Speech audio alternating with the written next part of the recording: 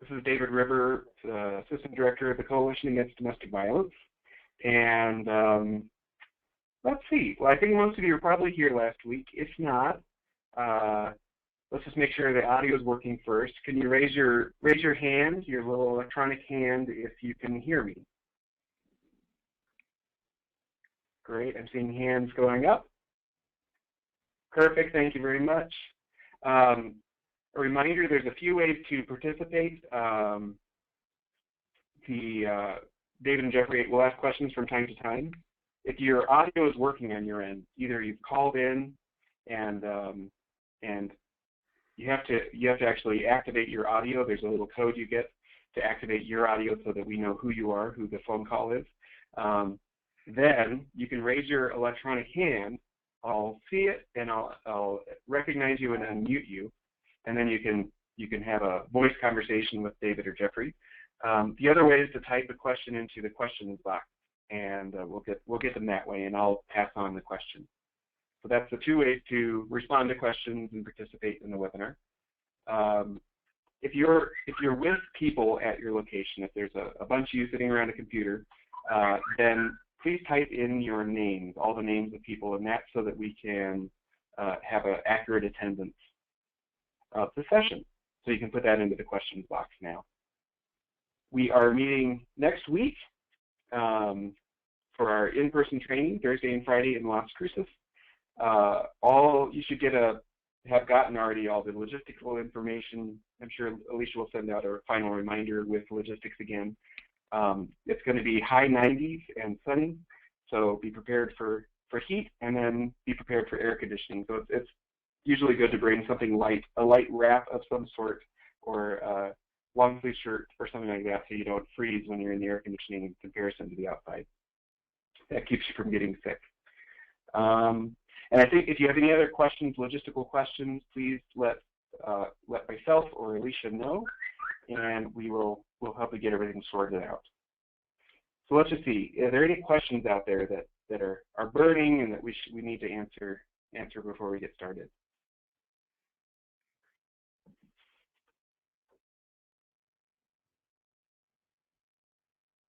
Okay, I'm not seeing anything, so I'm going to pass the webinar over to Jeffrey and David. Good morning, everybody. We're working out a couple of technical things. I just heard from Jeffrey that there's some technology challenges on her end, and we will get with you momentarily. Everything was working up until a minute ago. Okay. Great. I'll let you work on that. Something else to let you all know, if you're not on our mailing list, let me just do this. I'm not going to touch anything. You can go to our website, nmcabb.org, and look for join, and you can join our mailing list, and that's a great way to stay in touch with all of the events coming up throughout the year. We have them, it looks like you may have gotten resolved. But we have regular events, probably 2 or 3, either webinars or in-person trainings every month. Jeffrey disappeared. You know, things work perfectly, and then we start the webinar, and they fall apart. So she was there. She says she's talking, and David, it reports that she is speaking. You know, the little monitor says she is speaking, but obviously we cannot hear her. Yes. Jeffrey, probably the best thing to do is to log out and log in again, if you can hear me.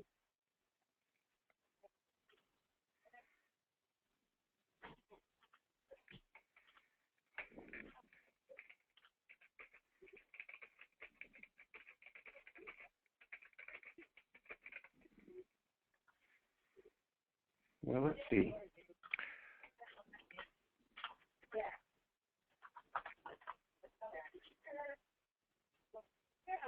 David, the other option, I think you sent me the materials for this week, didn't you?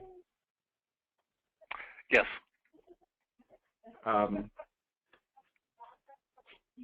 you want me to bring it up and you can start the presentation? Sure. Okay, one moment.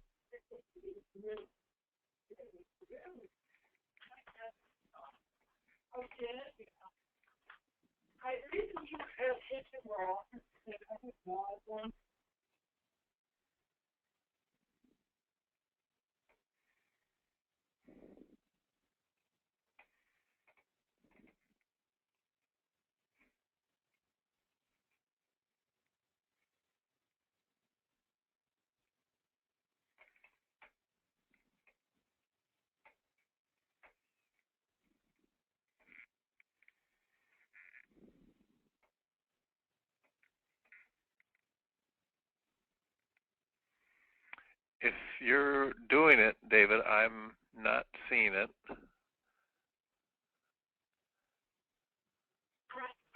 One sec. It's coming up right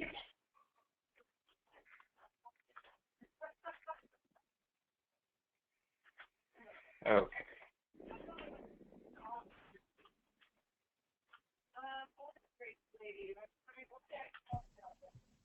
Okay, can you hear me now? Yes. Oh, hey. Yeah, I don't know what happened. Okay. Let me give it back to you.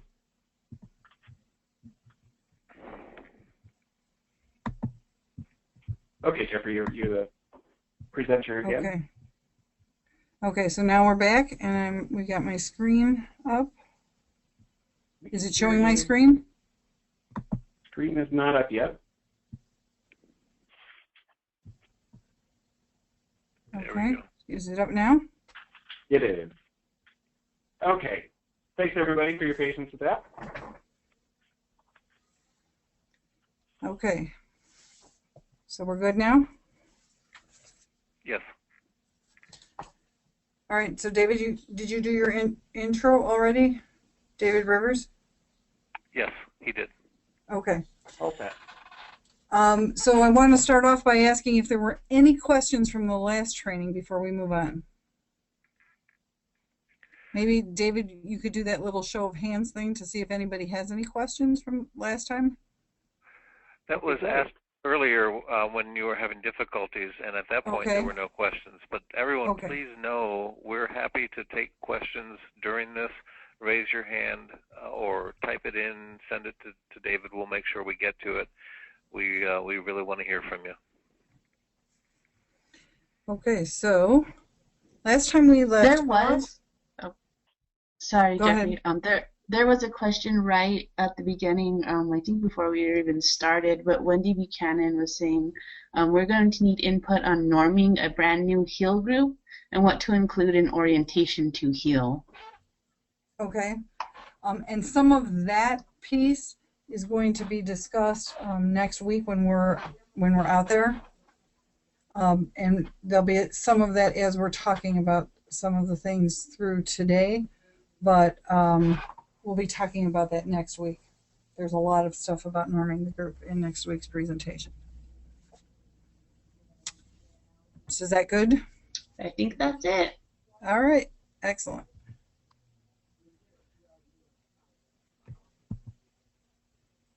Okay, so apparently everything that was working before is not working now. Do I have control of the screen, David? Yes. Rivers? Yes, you should have total control of your screen.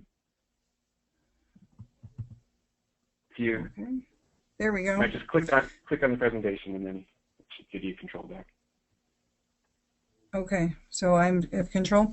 So objectification, okay. In the HEAL program, we stress using people's names. But we want people to understand that this isn't something that we just invented. It's something that has been used societally, both for positive and for negative reasons. In the military, we not only have always had names for our enemies, but we've also often had derogatory names for them, and in that way people weren't thinking about, I'm going and killing Joe, who has 3 children and a wife. People were thinking, you know, we're going to go and get those Krauts, or we're going to kill the Japs, or whatever particular name people used at that time. In the medical profession, if you hear doctors or nurses walking down the hall, they'll say, we're going in to see the appendectomy in room number 3. And again, that's a way of moving themselves away from people as, you know, as people.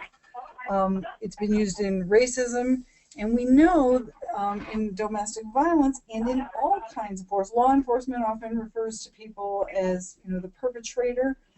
And we know from all kinds of situations and all kinds of people that it's much easier to perpetrate violence against that bitch than it is to perpetrate violence against Mary. We also know that the easiest way to objectify people is to turn them into pronouns. So at this stage of the program, we just wanted to reiterate that concept of the objectification and how important it is to use names.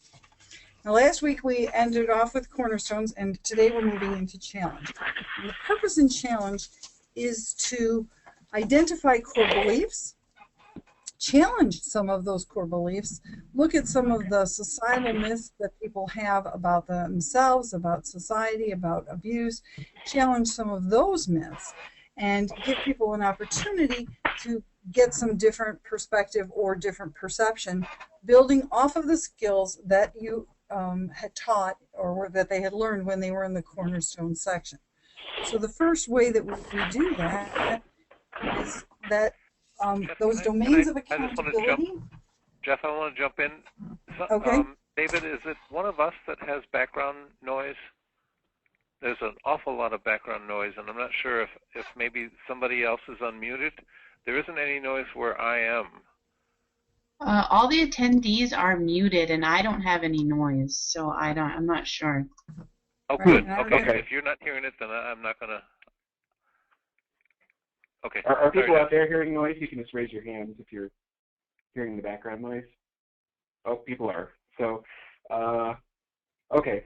And maybe me, maybe Alicia. Let's all just mute ourselves if we're not talking, and hopefully it takes care of it.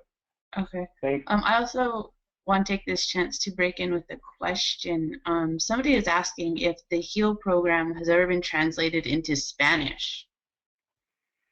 Parts of it have, and we have not ever been able to get anybody to completely translate it over into Spanish, but parts of it have been.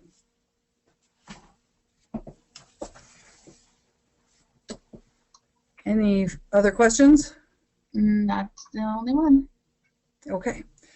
So we talked last time about those personal domains of accountability, and at this point we provide this worksheet in the book to give people an opportunity to actually list who are the people in their lives that fit into each of those domains. Partially because at this stage in the program, people are not only going to be doing their introductions about their abuse and why they did it, but they're going to be sharing their core belief. And when they share their accountability now, they're not just going to tell us the domains, but they're going to also be telling us the base. So this is an opportunity now for them to look at this issue of domains and figure out who exactly in their life fit into those categories. So that moves them forward in personalizing it. I am not exactly sure why this slide is showing up here, because this is actually something that should be showing up in the Sankofa section. So I'm going to skip this slide and go to accountability. So accountability, one of the most difficult things as you start to do this is helping the participants figure out the difference between accountability, responsibility, and a good deed. And last week we talked a little bit about the idea that this is a process. It's not just a specific incident, but it's how is somebody doing what they're doing? What are they thinking and how do they do it? So it may be true that they took time off of work and drove their partner to her job, but when they did that, they might have been complaining the entire time that they were there, and then that does not make it accountable anymore. the way in which they did it was then unaccountable. Yesterday we had somebody sharing group that he was accountable because he took 2 of his 3 children to watch because he was giving his ex-partner a break. And the men said to him, that is not accountability, that's responsibility, and you're also holding that against her to be used at some future time. A lot of times people want to come in and tell stories of accountability, like I helped an old lady across the street, or I helped somebody load the groceries in their car, I shoveled my neighbor's walk. And those kinds of things are not accountability. They are good deeds, but they're not accountability. And part of the reason that they get confused is because they think there has to be a happy ending, meaning that something happens that they wanted to have happen or that they perceive as being a good thing. The problem with that is that's exactly why they use the power and control wheel. Those tactics also usually end up with happy endings for them, and often they don't necessarily know or are aware of the things or the fact that the other people might not be so happy. So the accountability is really focusing on both the outcome and the way in which they do it. And it goes back to that old adage that you had in math, that you had to show your work. It wasn't enough just to get the right answer. You had to show how you got that answer so that people can look at your process.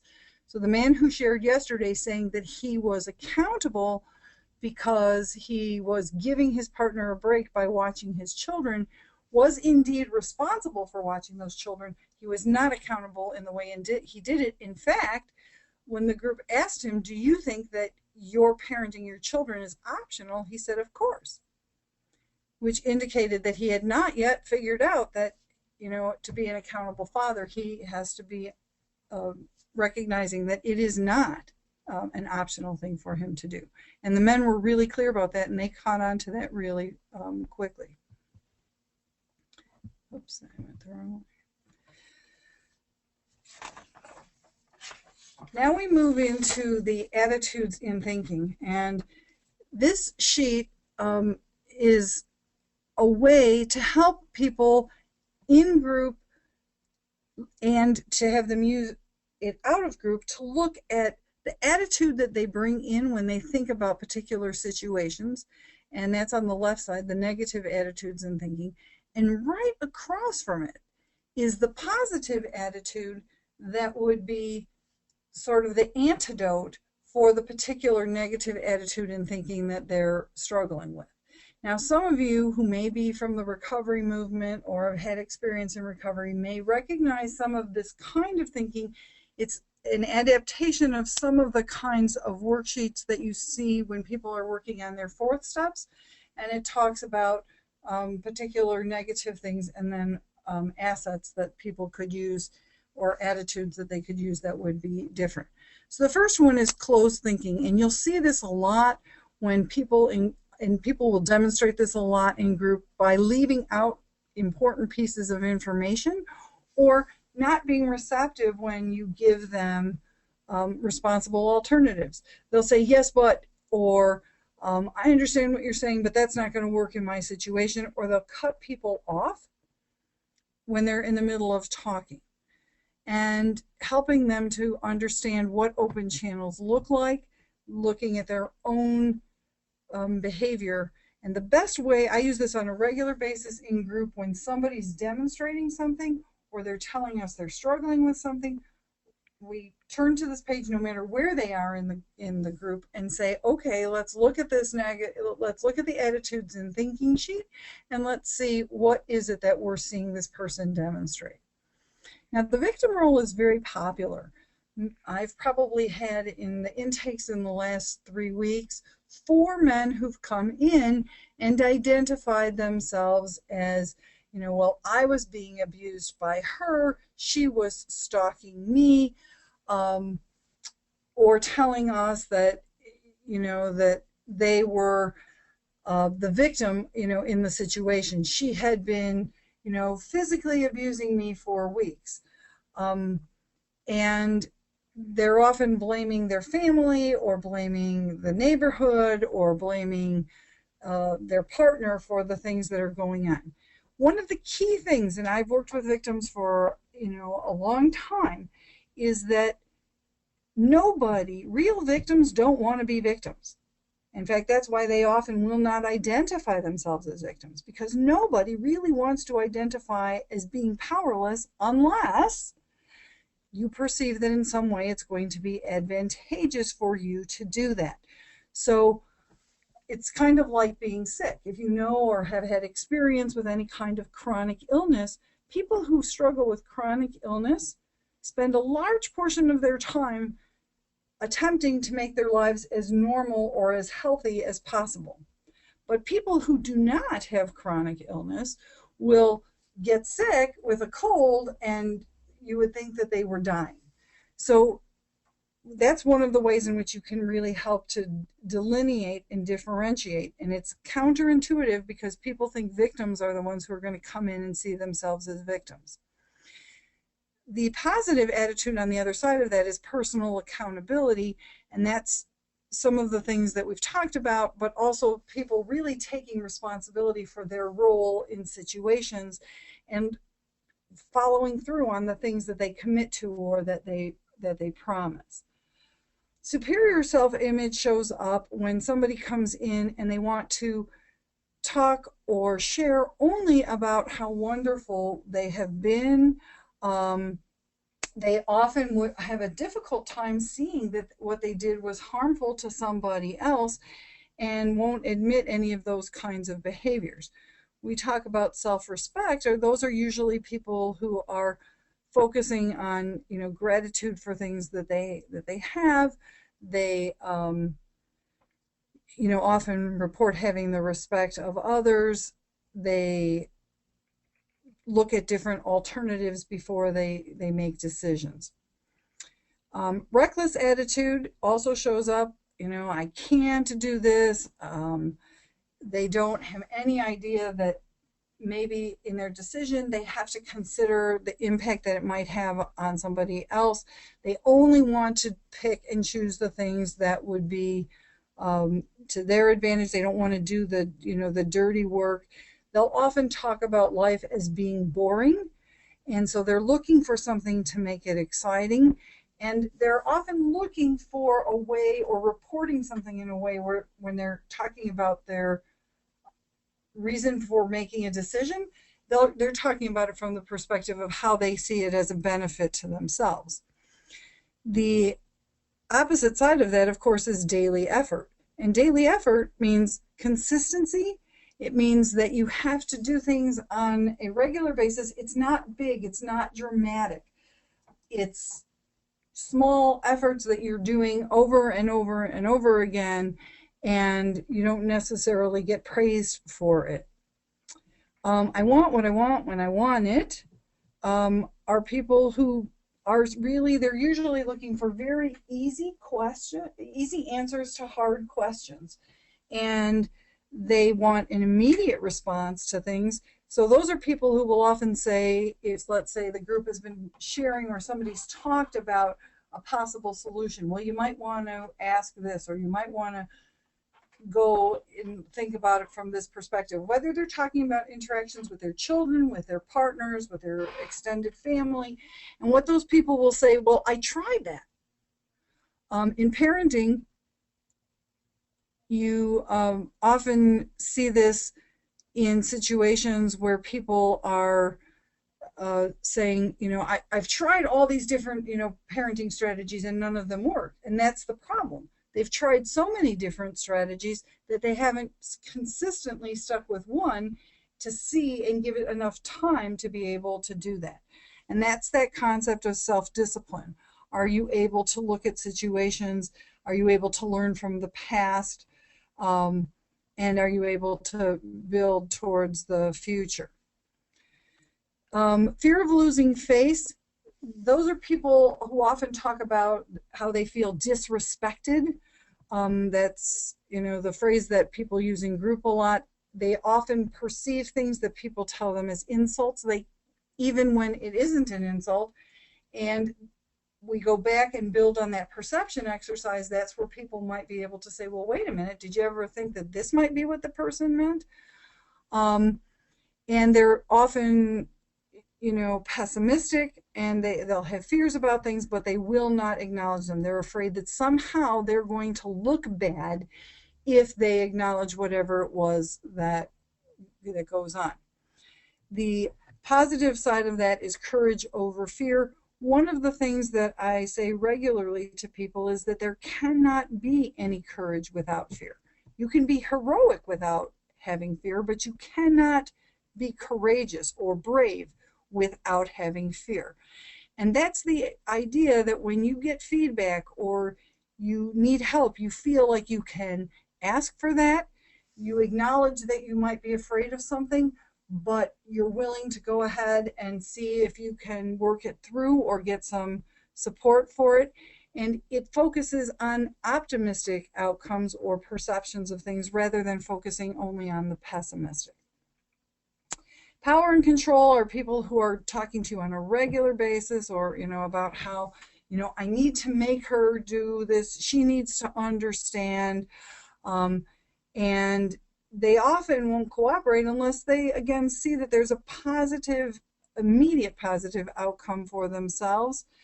And again, healthy relationships, they're focused on themselves and what they're doing. So how this often shows up in accountability when people are sharing is that they start to tell an accountability story, and before you know it, 2 minutes have passed and you have all kinds of information about the other person, but you have no information about them and what it is that they've done. So in a healthy relationship, the person is looking to understand what things might look like from the other person's side, even if it doesn't necessarily, they don't necessarily agree with it. And they often recognize that they might have that desire to control a situation, but that they don't need or should not be acting on it. Possessive attitude, it's not only not respecting the rights of others, but feeling possessive about all the things that are going on. So these are people who will often refer to the marital home as my home, or to children that they have with their partner as my children. And they will talk about, well, if it's in my home, or I'm bringing home, it's my paycheck, then I should know what she's, doing with it. The other side of that is respect for others, and that's where they really see a genuine value in other people. They want the situation to work out so that both people might be in a positive or cooperative relationship, and they really respect the rights and the property of other people. And uniqueness. I often refer to people in group to this one, and I tell them that they have an issue with terminal uniqueness. These are people who every time they're getting feedback, or often when they're getting feedback, they're saying things like, but you need to understand my situation, or I can't do that. And they give themselves excuses for why they shouldn't do some of the things that they need to do.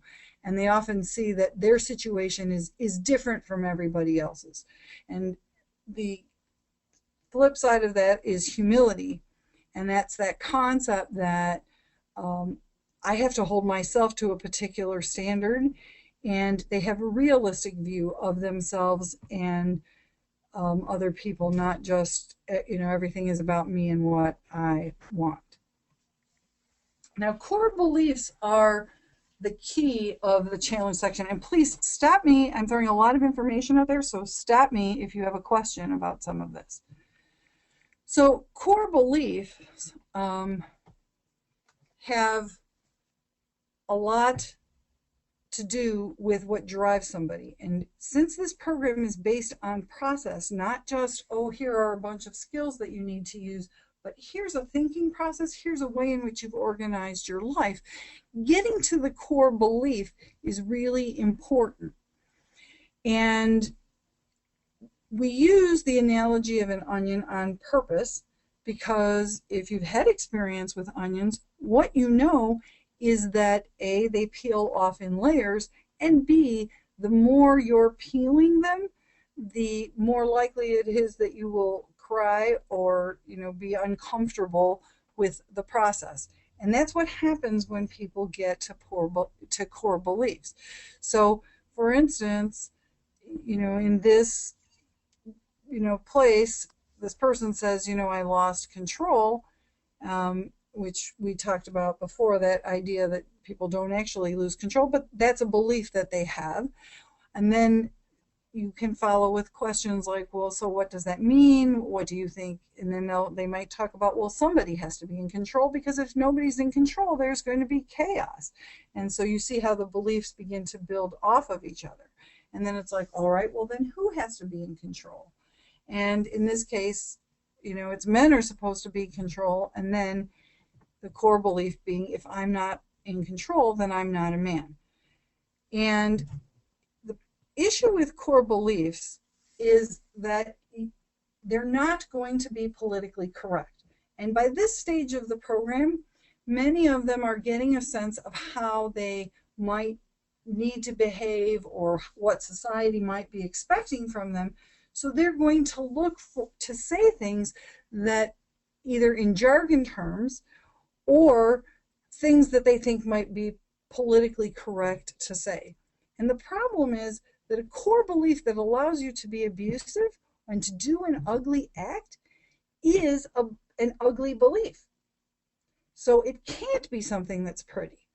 So what we did in the last couple of months was to compile some of the core beliefs that people have shared, and for you to get an idea that some of these core beliefs also are framed in people's language. This is the way that these people talk, because that's the only way they're going to recognize it, is if they understand how they think it and what it sounds like to them.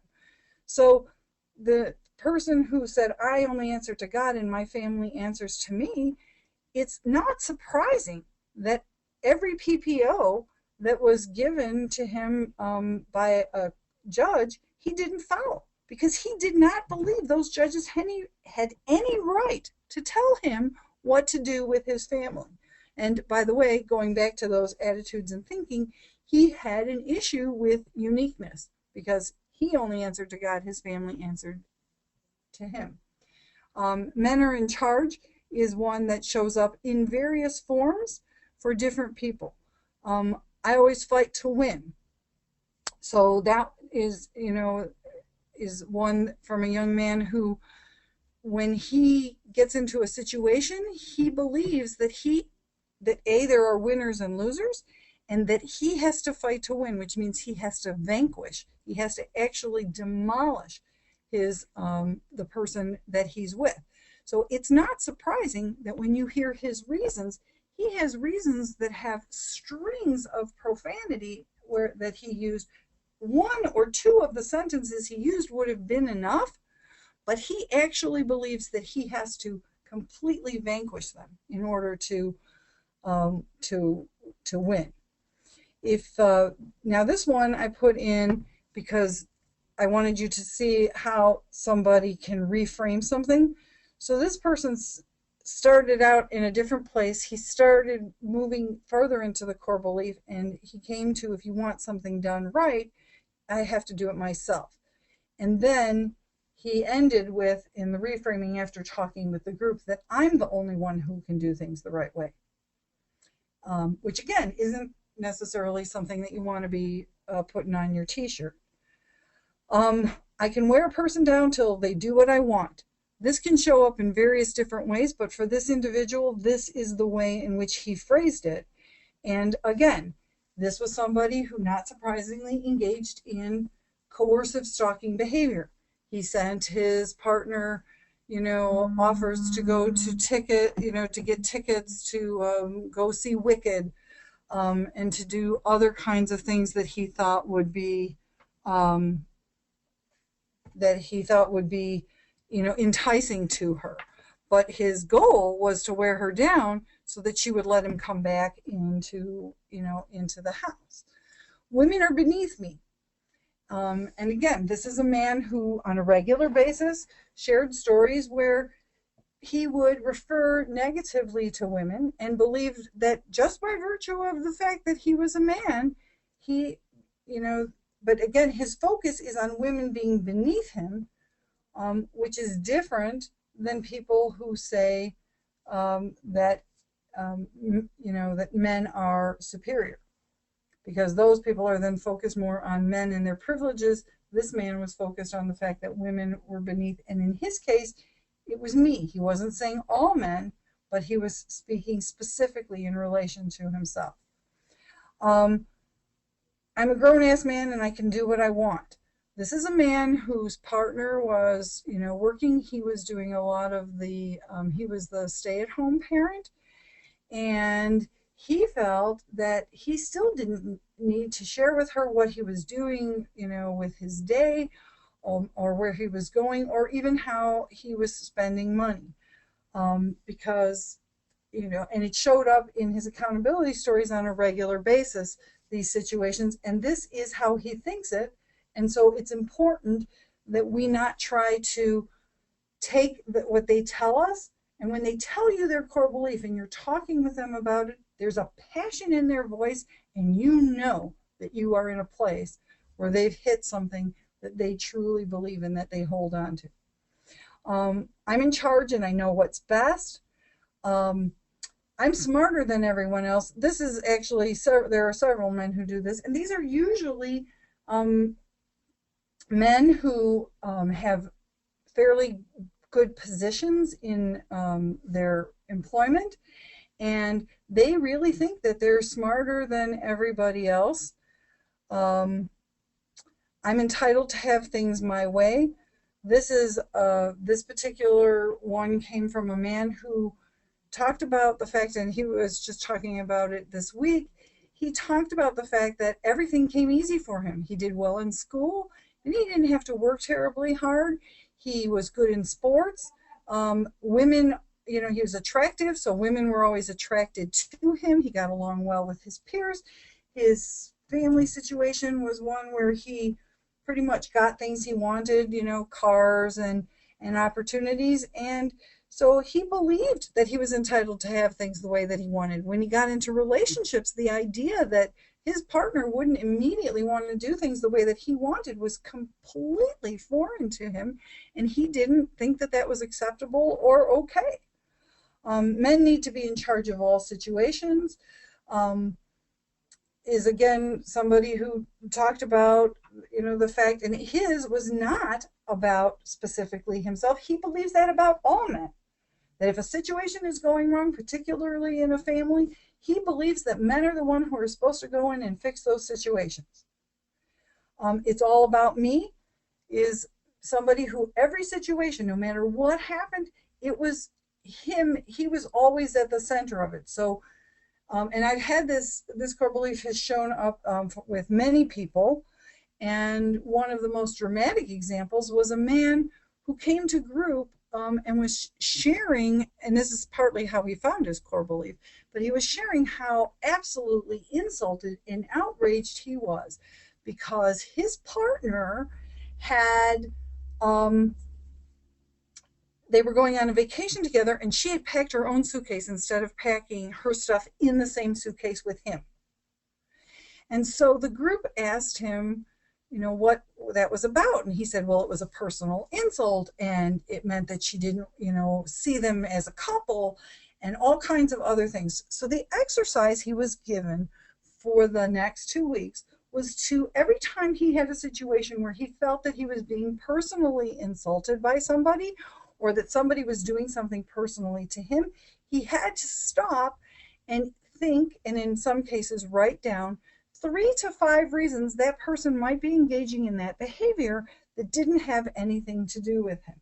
And at the end of the 2 weeks, he came back to the group and he said, you know what? It's not always about me. But his core belief was that it's all about me. So everything that happened, whether somebody stepped in front of him in line at the movie theater or cut him off on the road, it was personal against him. This is my movie and everyone else is an extra. This is a variation of It's All About Me. But it gives you an example of how this person codes it in his mind and the way in which he's going to be able to recognize it and he's going to be able to see it.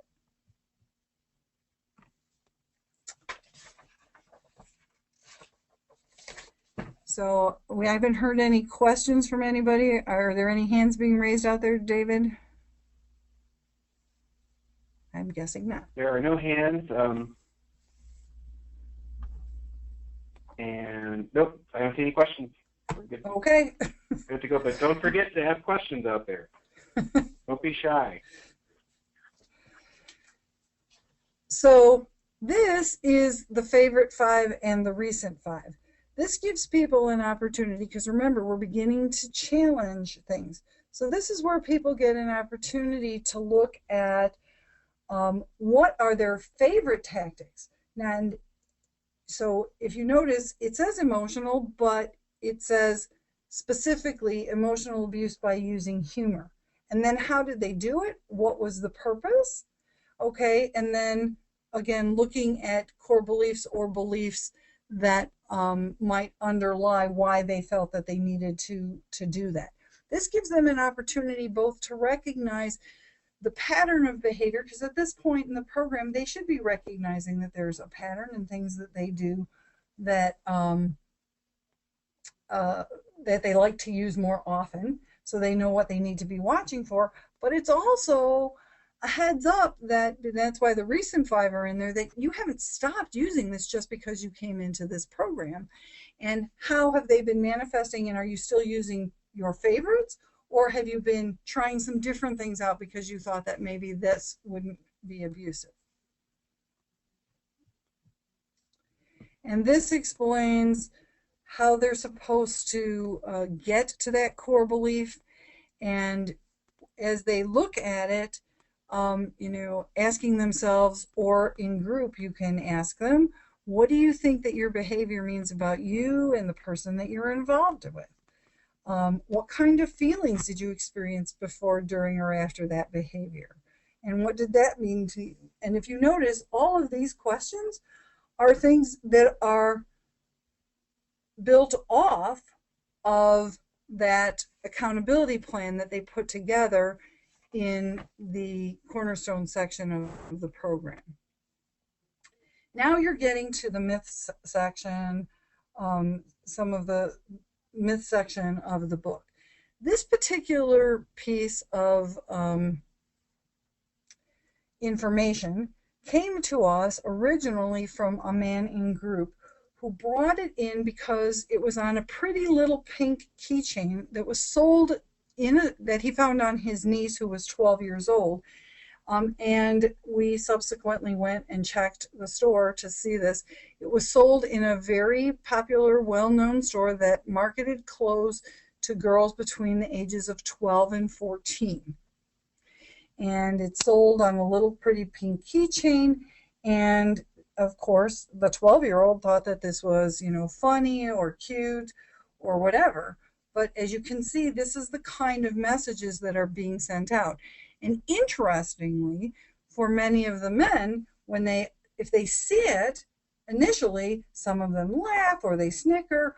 But then when I tell them that it's being marketed to 12 and 14-year-olds, then suddenly they're like, well, wait a minute, that's horrible. Why would you do that?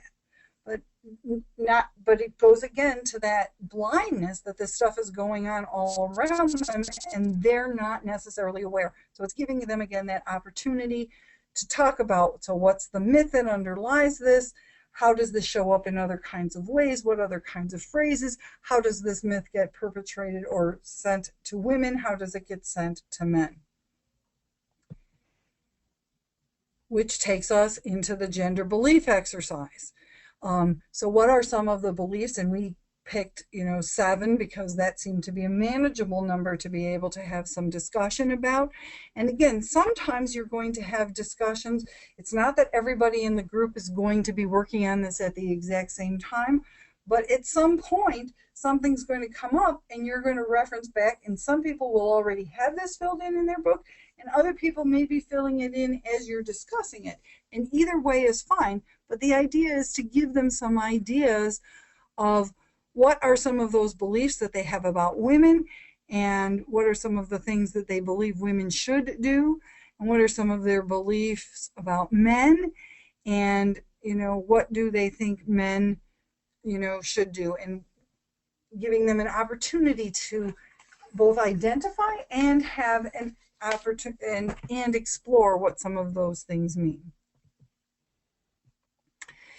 And this is an excellent time for me to sort of deviate for a second as we move into this next slide.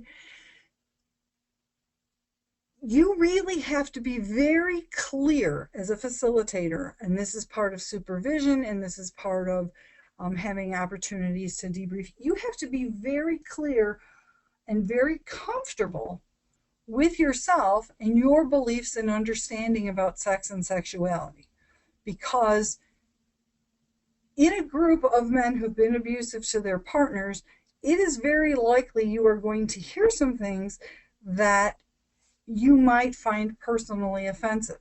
And you have to really be able to make it safe for those men to talk about what they're really talking about. So for the person who was talking about norming and asking some of those questions, part of the way in norming the group goes back to what we talked about last week, the allowing people to use language that when they're discussing certain kinds of things, not to each other, not gratuitously, but strategically, so that you can hear how it sounds for them and what it is that they believe. So these discussions are very enlightening. And for many of the men, they will say, I've never really talked about this with a group of men in this way. They may have talked about the generic things like referring to, women's body parts in unflattering terms, or, calling women who are, names and things like that. But they haven't necessarily explored some of their perceptions. And an advantage in a group is that the likelihood that all of the men who are going to believe the same thing is pretty slim.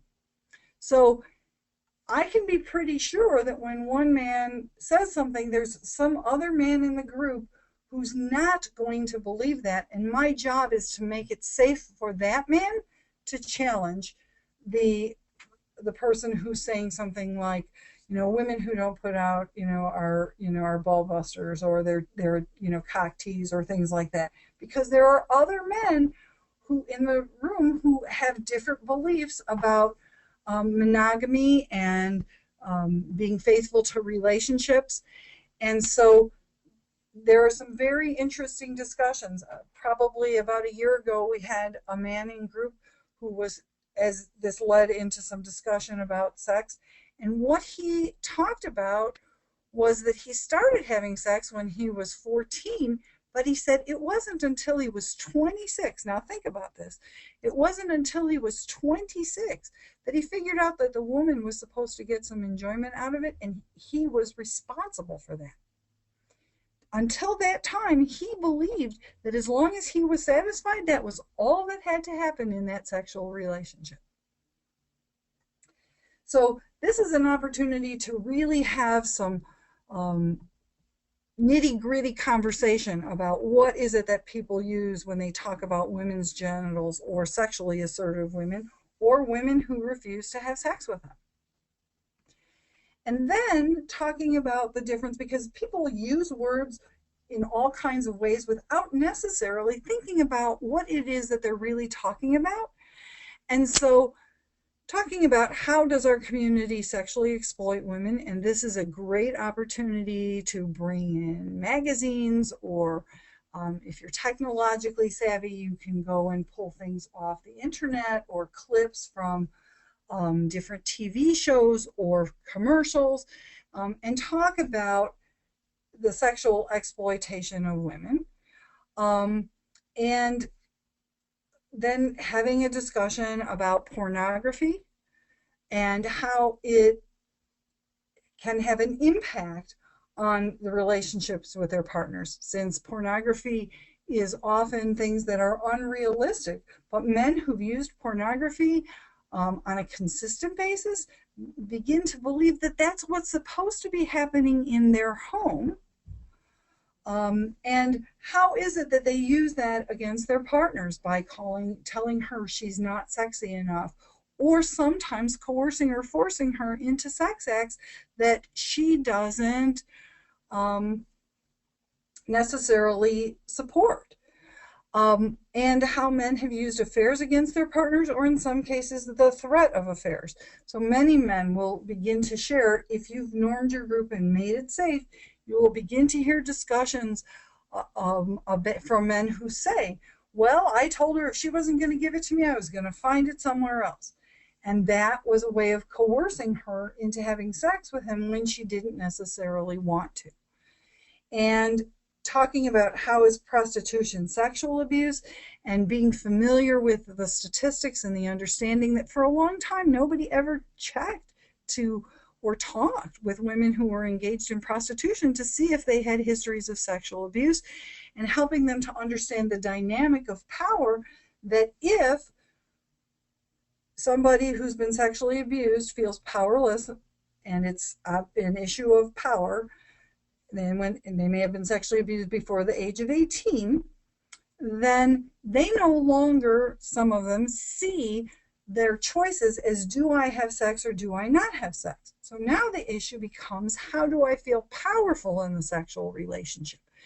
And you lead them through the discussion, how in our society do we give people power or see people as powerful? And that takes them into the issue of money. And so if I charge you for sex, then I have convinced myself that I'm in the power position, even though it's coming from an underlying position of powerlessness. And that's a very interesting discussion, and many of the men did not necessarily think about themselves, and they will often talk about the fact that they have been involved with partners who have a history of sexual abuse, and that they had never perceived or understood how they might be exploiting that. The media message assignment is an opportunity for them to go and look at a women's, and people say, well, I don't want to go buy those magazines. And I remind them that the exercise does not say go and buy them. It says just look at them. You can go stand in the magazine section of any drugstore and look at the article title, and you will see things that talk about 10 secrets that he really wants you to know about sex but won't tell you, that talk about women being responsible for men, or 5 ways to flatten your belly, giving the implication that somehow there's something wrong with their body, 10 ways to be more organized.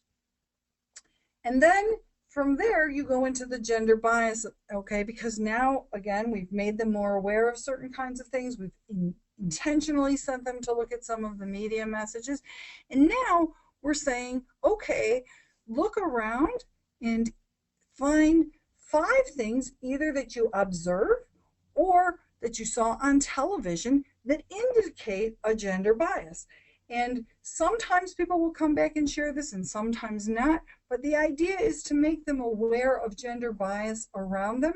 And many men will reference this later on when they're talking about issues of accountability, saying, well, after I did that exercise, I started noticing that the way in which at our workplace we talked about the women versus how we talked about the men when they were having issues.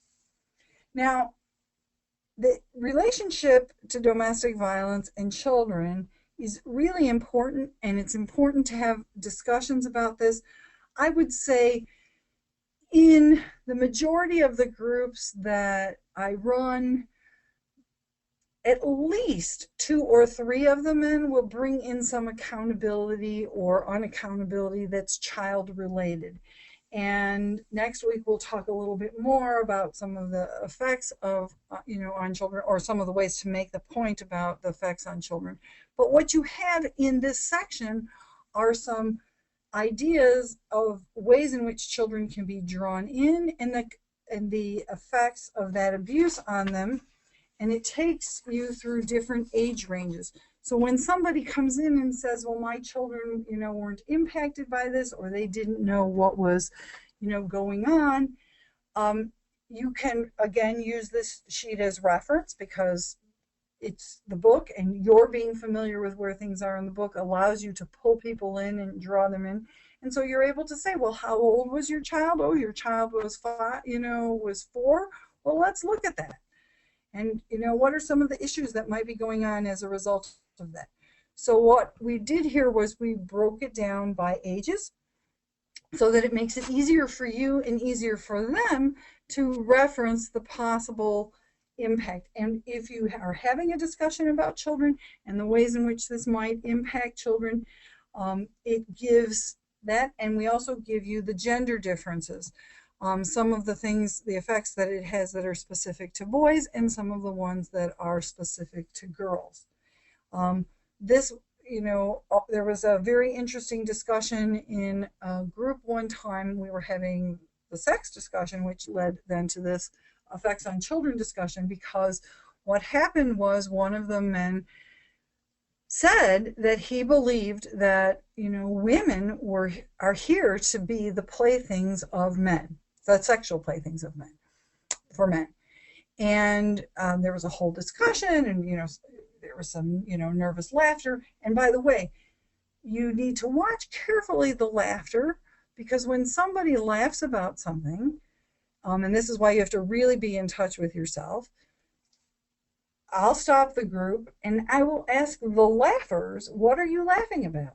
Now, sometimes they're nervous and they'll say, well, I was nervous, or I'm surprised that he was actually willing to say that out loud. And other times people will say, well, I really thought that was funny. And that gives you yet another opportunity to explore the situation and the belief system and how that supports the way in which people are abusive. But in this situation, this man is talking about women as playthings, and some of the men were saying, well, yeah, that's, to have fun. And so we had some discussion, and then we talked about how many men in the room had girls. And they did. And so I said, so you're raising them to be playthings, sexual playthings for other men. And there was dead silence in the room. And that was an example of changing perspective. And then one of the men said, so you're telling us the women that we're looking at are somebody else's daughter. And for him, that was really a revelation. You might think, really, you didn't know that? But for him, that was really a revelation, because he didn't think of it that way. He sort of saw women in his life as different from those women that he didn't necessarily know personally. We talk about some of the emotional effects, and this often shows up when people are talking about parenting struggles that they're having, or why their children may or may not be behaving in certain ways. And so this gives you, some information, some of the physical effects that can happen for children who've witnessed, some of the social effects, some of the cognitive things that kids might think. So these are all things that they can do. And again, they get to the end of this section, and now they have somebody sign off on all of the exercises. Did they do those? And they get ready to do their exit presentation. And this is a presentation that they have about 10 to 15 minutes to do it. And like the other presentations, we want them to start with a title. And I know that sometimes it seems like, well, we shouldn't, make them do that, or, but the idea of having them start with a title is, number one, it gives you your first clue as to how this person is perceiving things. Where is their focus? Are they focused on doing, retrospective? Are they focused toward the future? Or are they showing you that they didn't put any effort into it? So when they do something like, say, this is Jeff's challenge presentation, that's usually indicative that they have not given a whole lot of thought to what is about to follow. But men who've come in and, had titles that, said, and again, it may not be politically correct, but one, was, how I became a selfish asshole. Another title was, looking ahead to how I can be respectful to women. So it tells you something. Titles tell us something about what they're doing. And then we ask them to identify what were some of the societal beliefs or myths that they had that supported the particular abusive tactics that they used. And this is where they actually take some of this information that they've taken from all of these different places and begin to look at, what did I believe? And how did that get, supported? And in the book, there are some more, myth exercises, myths about, men being, things being anger and things like that. But we're going to talk more about that next week and how you can bust some of those myths in your group. And then they explain what, if any, changes have you made about those beliefs, and what were some of your favorite tactics, what's your core belief, and how have you used your accountability plan, or SDR. And we encourage them to kind of prepare something, in advance. Some people do. Probably one of the most dramatic challenge presentations I ever saw was a man who couldn't read very well. And he told me, I can't do this group. This is, too hard. I can't read. I've always been in special ed. And we talked about how he could use mentors, how he could, help get help from other people. And the way in which he did his challenge presentation was that he took pictures of his 5 daughters and he set them to a sort of a background of very soft music. And as he spoke, his daughter's pictures are flashing on the screen, and he is stopping and saying, because he started with, I believe that as a man I was completely in control and everything should be my way, and that my partners needed to do things my way, and that they needed to keep my children in line. And so he's flashing these pictures, and then periodically he's saying, and here's my oldest daughter, she's not talking to me, and she won't see me. And here's my, middle daughter, and she's just starting to talk to me. And here's my daughter, and you see how, smiley she is. This was before I was abusive to her mother. And here's a picture of her where you can see, the fear in her eyes. And I did that. And then, he's towards the end of his presentation, he had his youngest child, and he said, this is the only child who may grow up having no memories of me ever being abusive. And by the time he was finished, I had a room full of 15 men, all of whom were crying.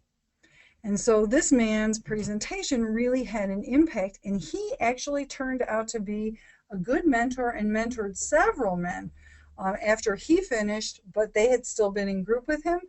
And so probably for the next year, I was still having men who were having contact with him who were talking about how he had helped them to understand certain kinds of things.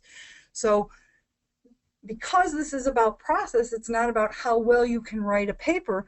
This was a perfect example of somebody who, and he brought in his own DVD player, and he had everything set up, and he, had gone to Meyer and had the DVD made in the order that he wanted it so that he could use it and demonstrate to the group. So we're good. Everybody's still with us? No questions yet, David? Don't see any questions. Okay. Let's see. Yolanda's asking how we receive the materials being referenced. We're going to have them for you at the in-person training in Las Cruces. Copies for every participant. That's the only question I see. Any hands Okay. up there? Raise your hand if you're still listening. Yeah, your hands are going up. Oh, good. They're there, Jeffrey. Don't you worry. Okay. Well, you know, sitting in my office, it's kind of feels like I'm talking to myself. Okay. That's the way webinars are. That's so good. All right.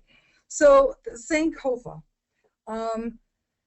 Sankofa, as we move to the next slide, Sankofa is the concept of going back to go back and retrieve. And this came about because we've had sort of the format for the group, for the program for a while, but none of us was particularly happy with the way in which people left the group.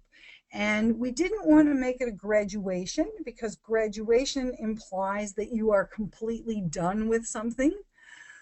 We didn't want to call it final because final means, you know, well, that's it and you're finished. We wanted something that would give people the idea that they're moving on. And in doing that and having discussions, we came across the Sankofa, which is it's a mythical bird from Ghana that can only move forward by looking backward. And in this book, we use the Sankofa bird depictions, but there's another symbol that kind of looks like an inverted heart. We use it in the women's program. And it is that go back and retrieve. And interestingly, on a personal note, I had a client from Ghana who came and saw me individually and was surprised that I knew about the Sankofa. And about a year and a half after I'd finished working with him, he called me up and he said, hey, I need to see you for a couple minutes. And he came by and he said, I was in Ghana a couple months ago, and he brought me a Sankofa from Ghana that hangs in my office. But you can find pictures on the internet, and you see that there are pictures in the book. So this is the concept, and this entire section of the book is the idea of going back and looking at things. And so one of the first assignments is the respect letter. Now, they're supposed to write the letter as if they were writing to the person that they battered, but they are not to give this letter to the person. And not giving the letter to the person is very important because we don't want them to use this as a coercive tactic to say, see, look at all the things that I've learned, look at how great, you know, I am. And and the purpose of this is for them to look at themselves. So they're supposed to do this. This says options. It actually is the second group after they're in the Sankofa section. And they address it to the person. And when people look at this assignment, they tell me that when they looked in the book, they thought this was the easiest assignment that there was because it was a fill in the blank. Everything had a, you know, a starting sentence, you know, and then they just had to fill in the blank. Probably of all of the assignments that people do, this is the assignment that they are most likely to get choked up over. Just Tuesday, I had a man who actually, it's taken him 68 sessions to finish the group. And as he told people in his Sankofa presentation yesterday, he had spent, you know, 10 of those sessions making a no case, and that it took him 6 months before he really understood what he was there for and all of what he had done. But when he presented his respect letter, he could not really get through it without crying stopping and crying as he was reading through this. And it's tempting sometimes to, you know, skip over things, but you really want people to have the opportunity, because it's one thing for me to think something, another thing for me to write it down.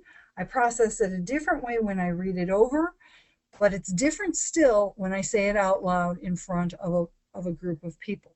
Now, they read this and then the group decides it's not really a vote, but there is feedback, and they might be asked to go back and rewrite it. I want to point to you the sections that you particularly want to look at when you're listening to the respect letter. So one of the places is the I'm sorry for section. And one of the ways in which they understand jargon, so they say, I'm sorry for all the ways in which I've been abusive to you. And while that sounds great, go back to that idea of conceptual clarity and our message that we said up front, that apologies are only notable in their absence, and an apology that's not connected to specificity of what it is I did isn't really an apology. So you want them to be very specific, not I'm sorry for calling you names and for hurting your feelings. That's not being specific. I'm sorry that I called you a bitch. I'm sorry that I cut you off when you were talking to me and didn't listen to your ideas. I'm sorry that I kept secret from you the money that I was earning. So you want them to be specific, because when they read that out loud, there is yet another processing, another way for them to feel the enormity of what they've done. Similar for in the future. So they'll say, in the future, I will, and it depends if they're with their partner or not, listen to you or listen to future partners and give them the respect that they deserve. Sounds great. Nothing to hang your hat on. So, and the ways in which you can ask some of these questions is being able to say, so what is it that, if this person was to receive this letter, what is it that they could hold you to? What can they really count, that you're saying that you're going to do? And so, again, you're looking for specificity. And then there's the I respect you for part. A lot of times what they'll say is, I respect you for either standing up to me or standing by me, for giving me chances, for being the mother of my children, for taking care of our family, which are all fine things to be there. But what you have to listen for is what might not be there. So I will often ask, so is there nothing that you respect her for that is not in some way connected to you? And so oftentimes, if there's enough things that maybe need to be changed, the group will say, well, we want you to go back and rewrite this and then come back and share it with us again. And they don't just share those parts, they have to reread the entire letter again. Also, you want to look for things where they might, in the things where they say, now I know, the third one down, they might say things like, now I know that respect is earned. Well, and we'll talk about this, but respect is really a gift. It's not something that's earned, because the truth is, earned is something that's owed to me. So I might be worthy of respect, but it doesn't mean that you're going to respect me. So if they put in some myths in their letter, you want to be able to identify those and correct them. One of the things I do as a facilitator, because I find that I get much less resistance and much more credibility if I am very specific myself in my feedback. I actually write down what it is that they said, and then sort of make a note to myself as to how, what my concern is, and then I will bring the group into it by saying to the person, can you read the I'm sorry for part again? And then sometimes they try and change it, and I have it already written down, and I'm like, wait a minute, that isn't what you read last time. Or they'll read it, and then I'll say to the group, does anybody notice anything? How does this connect to what we've talked about in apologies? What is it that he's actually saying he's sorry for? And so what happens is that's, again, a piece of norming your group, because what happens after a while is I don't have to say that. They're already listening for it. So the next guy who reads his respect letter, they're already on top of it, and I get to sit back and just check things off my list, which is always my favorite way. So this is the Mary Poppins exercise, which that sheet should have. I'm going to see if I can go back to the slide about this. Well, actually, I'll just read it to you. So what happens is, and this came from men in the program who talked about what role they expected a partner to play for them. So any of you who are maybe familiar with Mary Poppins, you know, the father is looking for a new nanny, and the kids have their own idea of what kind of job description they want, and so they, you know, make certain kinds of, you know, promises and say certain kinds of things. The father rips it up, throws it in the fireplace, and that's how Mary Poppins finds it. So one of the young men in the program actually took literally the idea of putting this into, you know, some kind of verse. And so this was what he wrote. Must do what I say without question. Don't talk back, not even a suggestion. Cook me dinner and make sure I'm fed. Be a lady in the street, but a freak in the bed. Must love me and my son more than any. Can't make more than me, not even a penny. Make sure the house is clean all the time, but most of all, you have to be mine. So in his case, okay, this was his original, you know, this is what he was looking for in a partner. And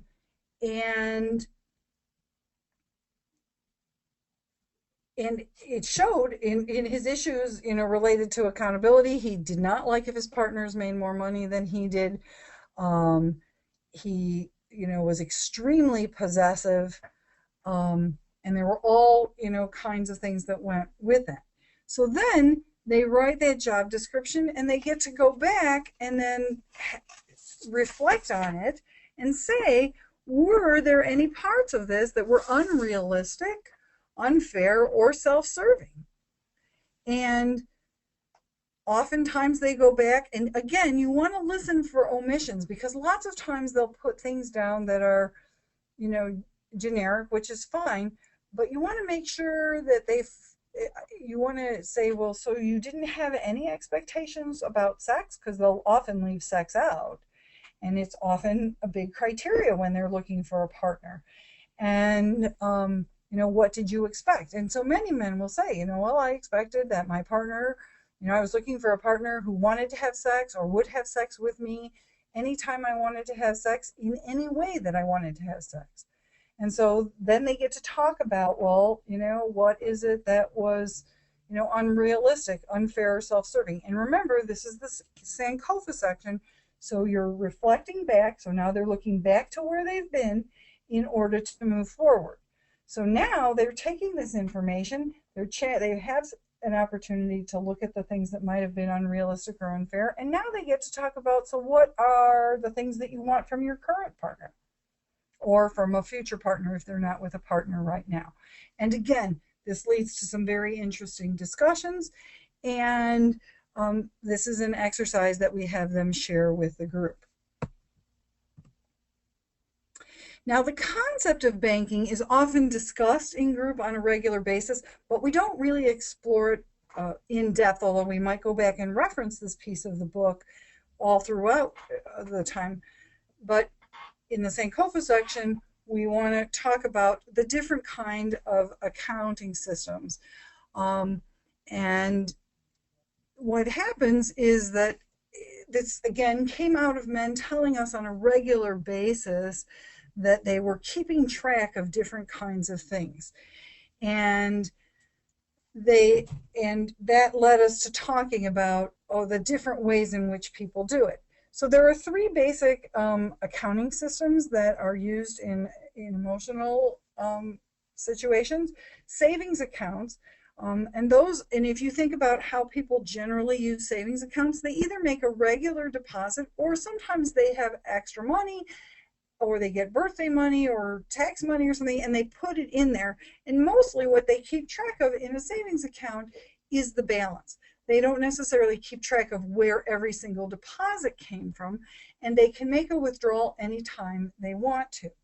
So the other day in group, we had somebody who shared that, you know, he had a situation where he, you know, said to his partner, you know, you need to understand that, you know, I've helped you out all these times, so now it's time for you to do this for me. So he was clearly a savings account person because he wasn't listing off specific times.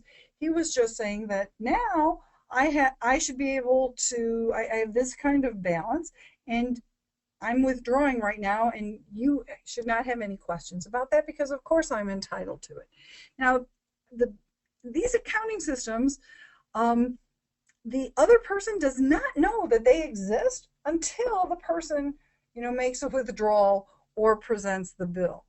Now, in the credit card system, these are people who have a very detailed accounting of what, you know, happened. Well, you know, she did this on Thursday, she did this on Friday, she did this on Saturday, and they'll be sharing that with you in the way in which they share their accountability stories.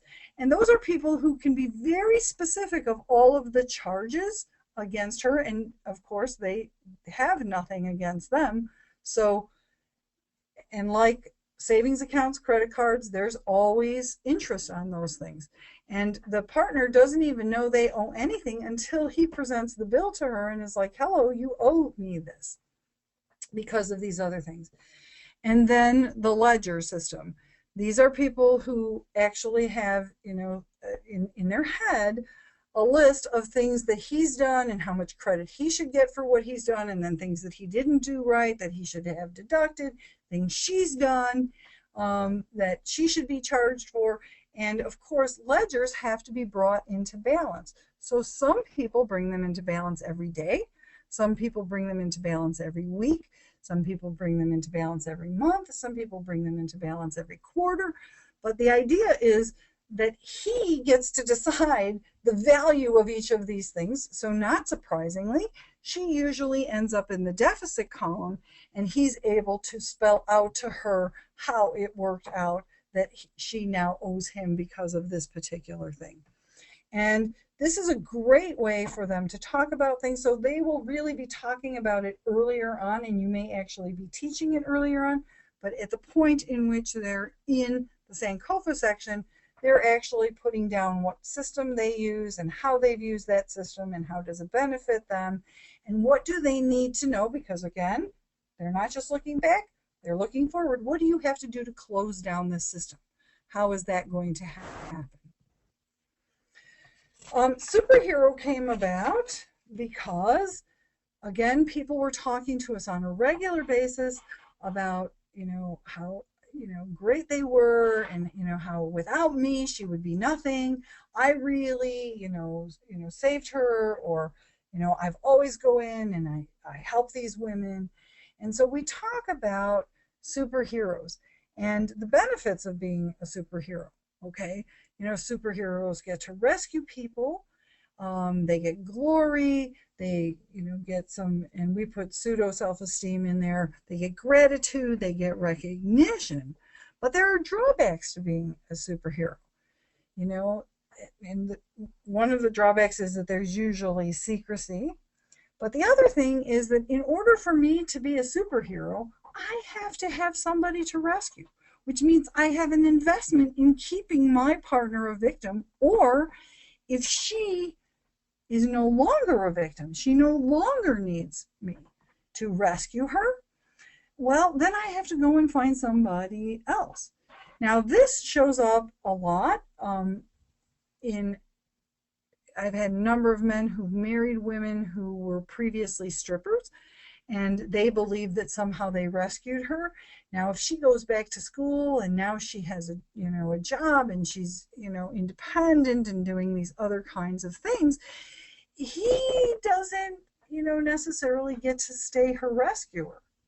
And in many cases, this might lead to infidelity or major conflicts with her, and because she's no longer grateful for what it is that he's doing. And then we talk about where superheroes come from, that superheroes are formed from vulnerability, and that there's always some kind of a moral message that's reflected to some kind of societal value. And superheroes wear masks, and that oftentimes when they go out and they're looking for partners, they put out a sense of themselves that is not who they really are. And superheroes, all of them, have lousy love lives. Because there's so much secrecy and they're so busy running around doing these other things, they actually don't have positive, healthy relationships with partners. And so then we talk about connecting this to society and how men are supposed to behave, the personal cost that this can have, that it impacts who you pick for a partner, and they get to then explore who their favorite superhero was and write a job description for that, and how has that influenced their perspective on partners. And then how have my beliefs benefited me? So they get to take beliefs, not just their core belief is, in the center of this, and then they get to say, so what is the benefit to me? And they get to say, is this something that I get to do? Those are arrows that go out. So in this case, men are superior to women. Okay, the benefit to me is women need my approval or authorization. That's something that I put out towards them. And men can do what they want. Okay. Now, if men are superior to women, I get sex when I want. That's something they have to do for me. I get to make the rules is something that I do to them. I get obedience, honor. That's something they have to do to me. So again, now they're getting an opportunity to see some of the specific benefit package that they've had from living from their particular core belief, and what is it that they're going to do in order to make changes in this. And then we go to the concept of what is your new core belief. Now, this is not necessarily something that they're going to, a lot of times they'll say, oh, I've completely given myself over to this, but this is really more of an aspirational thing. What is it that I'm working towards, and how is it that I'm working towards those things? So what is your new, core belief? Now, watch for people who use negatives. By the way, this goes for both their original core belief that allowed them to be abusive, but also for new core beliefs. Because when I'm talking about, if you do this to me, then I'm going to do this to you, the emphasis is still on somebody else. So you want them to say what it is that they believe about themselves or what's going on. So the same with the new core belief. So they get to look at the new core belief and what do you have to give up if you're going to live by this? And what do you have to do to support this? And what might the benefits be of doing this? And then they get to do a pause update. So if you remember from last week, we talked about in the cornerstone section how they get to do that pause. The pause update is not the full clue section. It's the second half, which is all about the update and all of the different things that they're doing and what it is that they can do to follow along with it. And then they get an opportunity, and these are things that they generally don't share unless they have something that particular that comes out of it, but they get to do a pause journal. This again gives them an opportunity in the here and now to look at, here's the situation, here's how I did it, these were the specific things that I was using that were protecting my accountability and the way in which I want to be. The time capsule episode may or may not be shared in group. Depends on your time, how you set things up, what an individual might have. But again, it gives them an opportunity to write a letter to themselves or to others in the future. And what do you want those people to know when they open up about what you know about relationships? And what year would you like that time capsule opened? Is that something that you would see being opened 100 years from now or 20 years from now?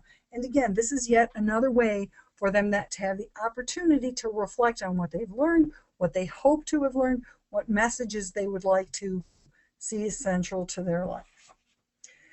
The legacy exercise talks about what is the legacy of the abuse I've created.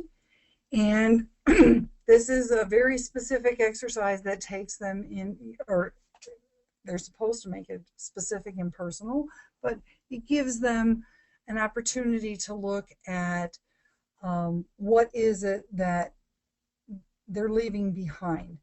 What has happened as a result of this in terms of themselves. So oftentimes they'll include things like, well, you know, I went to jail, or I'll never be able to be a full-time co-parent for my child. I scared, you know, my wife. I ended up divorced. I lost my job. My family doesn't trust me. Her family, you know, doesn't want to talk to me, whatever the issues are. And so that's, again, an opportunity for them to reflect on the fact that this is not, you know, something that doesn't have some long-lasting consequences. And again, at the end of the Sankofa section, they have the exit criteria, all of their assignments, and it reminds them again that the autobiography and all addendums had to be completed and accepted, and that they have to have a zero balance. At this point, they're now ready to give notice that they're ready to stop attending HEAL. So they're going to give 10 reasons that make you believe that you're ready to do this. They're supposed to do this either at the 50th group session or 2 weeks before they're leaving the program. Like the man who was here for 68 weeks, he didn't do this until week 66 because he did not have all of the assignments done. So this is where they have an opportunity to say either things that they've learned or resources that they've put into place. But again, you still want to watch for people with hyperbole. One of the people who left yesterday said, I've learned all the ways that people can be abusive.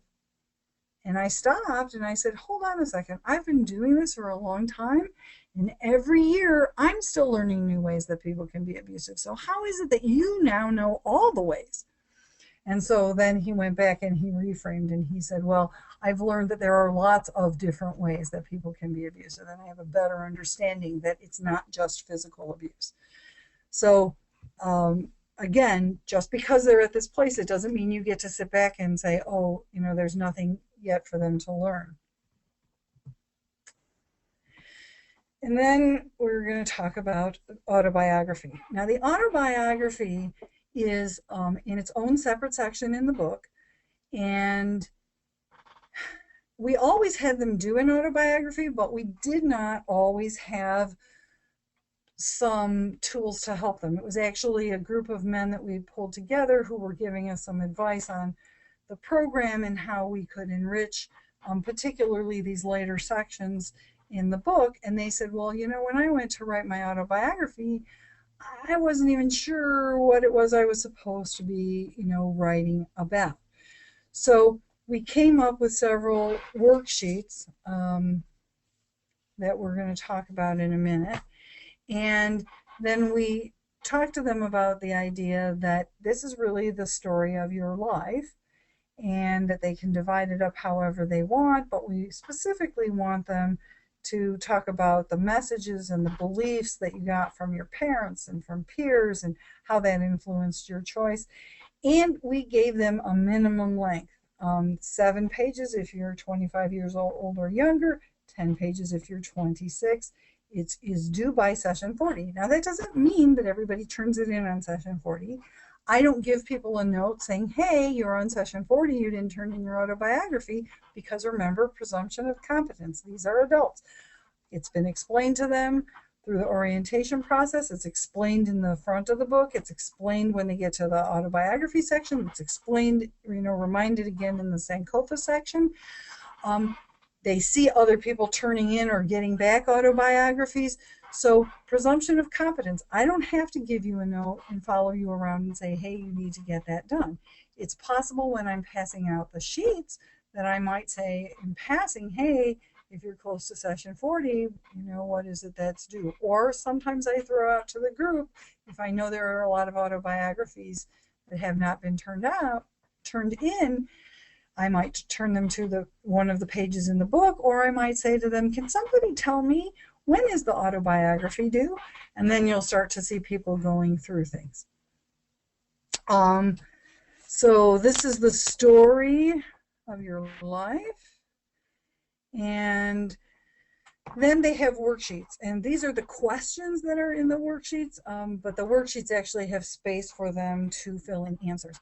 So to get them started and to get them thinking about things, we want them to go back and look at certain kinds of things. So what were your family's beliefs about sex, and how did you know those beliefs? And what did your religion say, if anything, about sex? And where did you have any religion? Where did you learn about sex? What was your first sexual experience? How old were you when you first engaged in consensual sex? Do you have any history where you may have been abused? Although you may notice that that's question number 7. We phrase it, did any adult or older child engage or try to engage you in sex before the age of 18? And if so, what were your feelings and thoughts, about that now as you're reflecting back? What impact might it have had on your life choices? Have you ever engaged in sex with a prostitute? How did you know how to find a prostitute? How old were you when you saw pornography? So this gets them thinking about all kinds of things.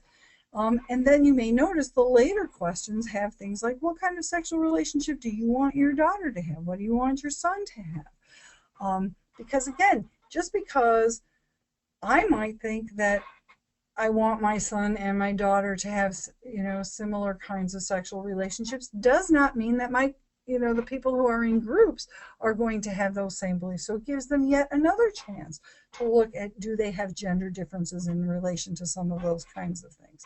So it gives them an opportunity to answer all of those things. And then they get to do personal violence history.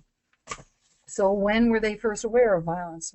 So things that they might have seen on TV or experiences they had. When did you actually become involved in violence? And this gives them an opportunity to talk about either things that may have been perpetrated on them or things that they experienced. What kinds of things did you witness outside your family? What kinds of things did you witness inside of your family? If you didn't participate in violence, what helped you to do that? And then describe your violence against your partners, and under what circumstances do you believe that violence is acceptable? And is this what you've always believed? Because remember, they're writing this at a point at which they're fairly far into the program. And then they go into their substance use history. When was the first time that they used alcohol or drugs? What did their family believe about it? What messages did they receive from society? What was going on when they were a teenager? Define a time in their life when they felt that they used the most, alcohol or drugs, not a single episode. How much were they using? How often were they using? And during that time, was there anything else going on in their life? So again, you're giving them the opportunity through some of these specific questions to begin to reflect on things and to make some connections that they may not have made before, even though they may have had all of this information. Did you ever use alcohol or drugs as an excuse for your violent behavior? Did you ever use alcohol or drugs to try and get a woman to have sex with you? Have you ever used it as an excuse for your sexual behavior? Okay, am I still here, David? You are. Okay. You are here. All right. Did you ever, use the alcohol or drugs to take advantage of somebody else? Have you ever misused or abused drugs? And, do you have a plan or do you think you should have a plan for recovery in your life? And if you do, explain that. So it's giving them an opportunity to look at some specific things. Now we're moving even more specific. The next one talks about relationship history. So they put all of their partners' names, and now this chart is designed to give them an opportunity to look at patterns.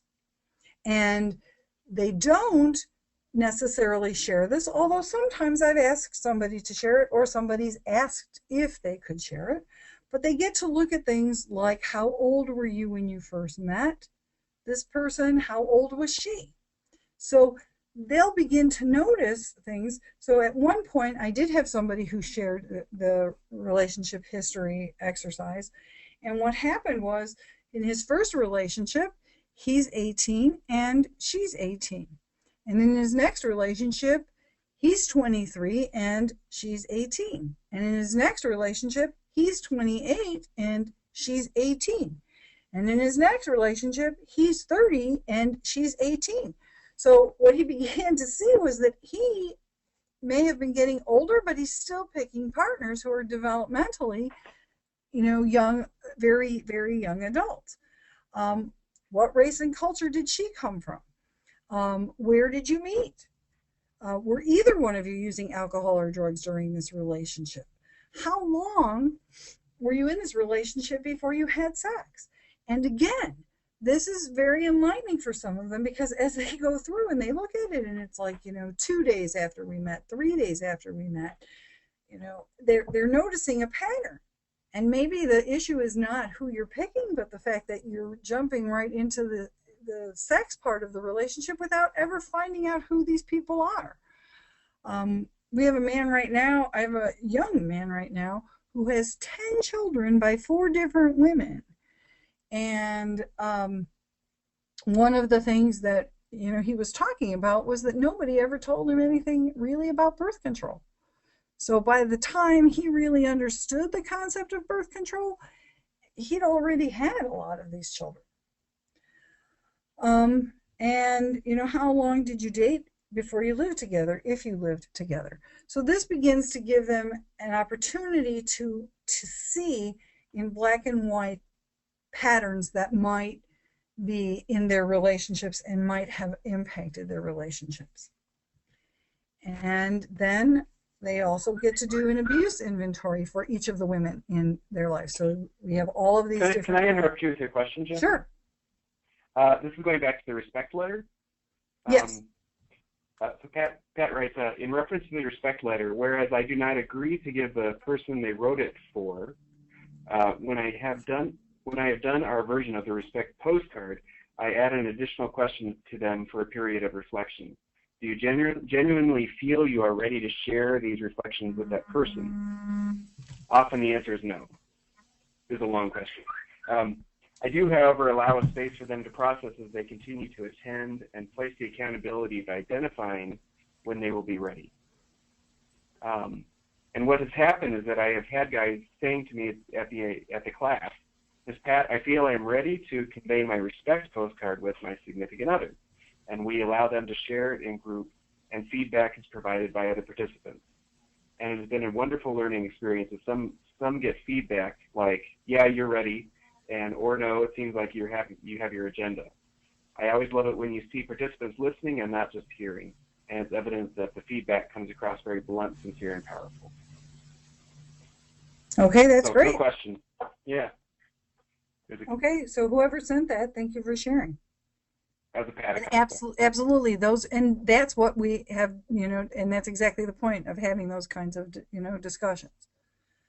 But the reason that we're careful about making sure that they don't actually send it is because anything that's connected to the program can inadvertently send a message to the woman that somehow we have approved this, and this now means that we believe it's safe, and we don't want to inadvertently send any messages to victims that we are signing or co-signing or in any way making it so that we're saying we believe that it's now safe for her to be with him.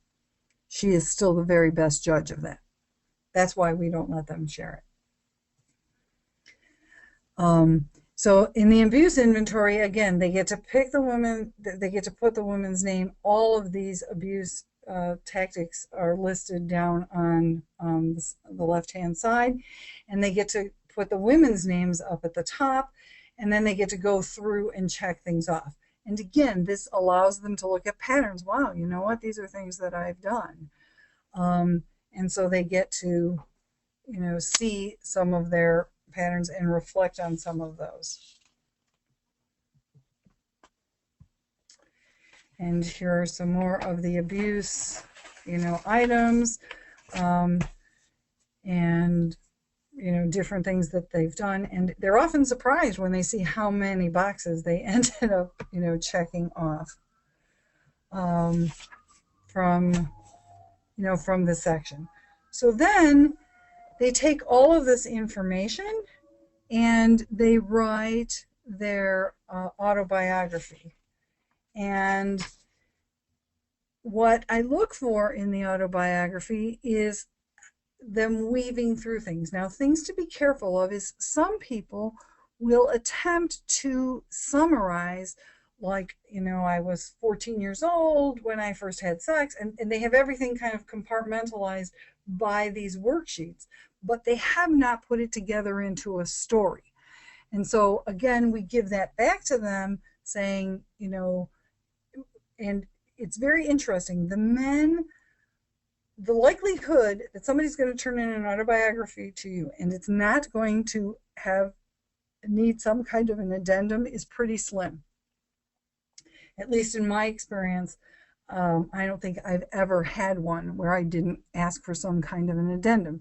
And it's not because they didn't think about it, and it's not because they didn't do a good job, but because their perspective is in one way, and there are certain things that they may have skimmed over or slipped over, or certain phrases that they may have used in the writing that would be counter to what it is that they've been learning about, and saying, do you notice how you keep saying these kinds of things, and what does that mean? Are you still seeing yourself as a victim? Because this is really the story, and what I tell them is that this is really the story of how you came from being an innocent newborn child to a man who felt it was okay to be abusive to a person that he loved. And, so we want them weaving in and out different things. So we want to know, how old were you when certain kinds of things happened? Where were you living? Were your parents married? How did you feel about that? What did your parents think about your choice of partner? When you moved in together after 2 weeks, did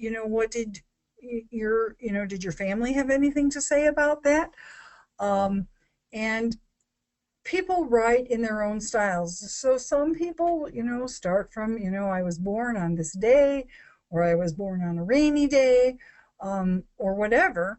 And then some people write in reflective style. So, and a man who started his autobiography with, if you had asked me a year ago if I grew up in an abusive household, I would have told you no. And then he started. But now, looking back, I understand that, and then he'll say, I was the third, what he said was I was the third child of, 5 children, and I now realize that while I don't know if my father ever hit my mother, what I do know was that he would come home and he would be demanding, and that mom was always nervous before he came home, that we all had our stuff picked up, that we were all, had our clothes clean, and dad would do almost an inspection now as I think back. And then back then I thought that he was just, coming home and checking up on us because he cared about us. But now I realize that he was also showing me that my mom couldn't be trusted, and that influenced how I handled, things. So he wrote from a reflective perspective. Sometimes one man wrote about how, he was the youngest child. He was the only boy. He had 5 older sisters, and they would often get in their rooms and be talking about things, and they were teenagers, and he was only 9, and he would sit outside their room and listen to what they were talking about, and he got the idea that they were only interested because, and he said, now I understand that they were only teenagers, but from my perspective, I thought they were only interested in what men could, what kind of car he was driving and how much they could give him. And so I thought I didn't have to do anything except drive a nice car and take them out to nice restaurants.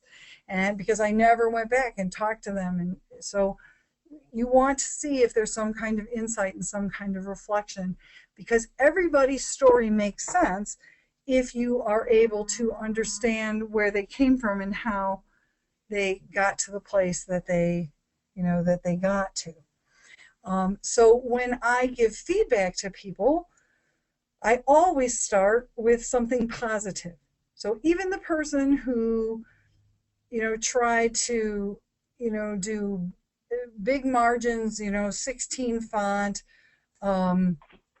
double spaced, I look for what was positive in that, thing. You do a nice job of reflecting on, this past history, and then but I have some questions, and so then I write out, the questions that I have, and I don't necessarily put them in any particular order, but they really like the fact that, and they're eager to see what is it that I'm writing to them, and what are the things that I'm seeing.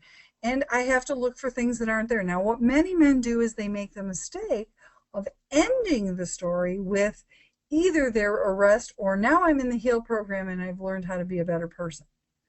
And I go back and say, well, have there been any changes in the, in the last year? Who have you been dating? If you haven't been dating, why haven't you been dating? What are your thoughts about that? What connection are you having? How do you, have you talked to your family about this? And some men will write in their autobiographies, or you'll get a sense that they may have sold their partner as evil to their family members. And so I'll say to them, can you tell me, have you thought about this? Did you notice this? Do you think this might have had something to do with it? Please explain. And as much as possible, I'm putting in open-ended questions and or reflections for them to think about. And I usually end it with, please write an addendum and submit to me. Thanks for sharing, Jeff. And then they bring their addendum back and I read it. Sometimes they have to do a second addendum. But I'm also looking for their core belief. Where did their core belief come from? How was that influenced? At what age did they think that came, into play? So, and people can do this at all different kinds of levels. Now, people who really cannot write have done theirs for me on audio. And then I usually write my feedback down for them and they take it home because they usually have somebody who's helping them with their, reading or writing. And that person will help them and then they go from there. I also allow people to email their autobiographies into me if they want to. So that's another option, and then I will usually email my feedback back to them. I usually do it in red at the bottom of the page. The final thing that people do is that they do a Sankofa presentation where they reflect back on where they were when they first came into the program. How did they change? What changed? Do they have suggestions for the program? That's often how we've known what we needed to change or how we needed to change things. And they do the Sankofa presentation. Groups don't vote on Sankofa presentations, but they do give feedback. And again, at the very end, I usually give feedback to the men about perhaps things that I've noticed in ways in which they've changed or things that they might want to think forward to in the future. But my standard line to all of them is that this is only the beginning, and that what they've been through in the time that they've been in the program is the easiest part. And in our program, we allow them to come back at no charge as long as they don't commit another offense. And I remind them that that's an opportunity for them. And some men do come back. Most don't, but some do. And again, in some cases, sort of, the men have an opportunity to share things. So we had 2 men do Sankofas last night, and they got feedback on how it really helped them to understand better. One man who really struggled with the program and had started out with a no case, then said he was complying, but just because he felt like that was going to be the easier route, and got feedback on that. And then had already gotten feedback that day on his accountability about making gratuitous comments. negative comments about his partner, wrote at the end of group that that the St. Cliff has made him feel hopeful about the fact that he might be able to make changes. So that is the program. I think I'm right on time, right, David? You are, and there's one question. I think we have 2 minutes. Okay. Are there discussions